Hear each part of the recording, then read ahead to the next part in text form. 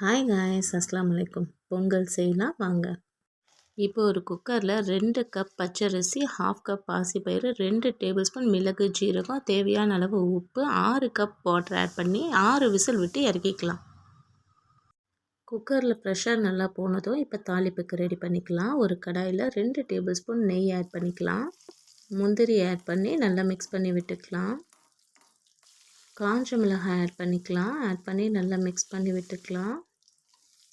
1 teaspoon மிளகு, ஜீரகம் add பண்ணி நல்லா மிக்ஸ் பண்ணி விட்டுக்கலாம். கருவேப்பிலை ஆட் பண்ணி நல்லா மிக்ஸ் பண்ணி விட்டுக்கலாம். பொங்கல் ரெடி ஆயிடுச்சு. இப்போ அதில் நம்ம தாளிப்பை ஆட் பண்ணி நல்லா மிக்ஸ் பண்ணி விட்டுக்கலாம். பொங்கலோட தேங்காய் சட்னியை வச்சு சாப்பிடும்போது செம்மையாக இருக்கும். ட்ரை பண்ணி பார்த்துட்டு எப்படி இருக்குன்னு கமெண்ட் பண்ணுங்கள்.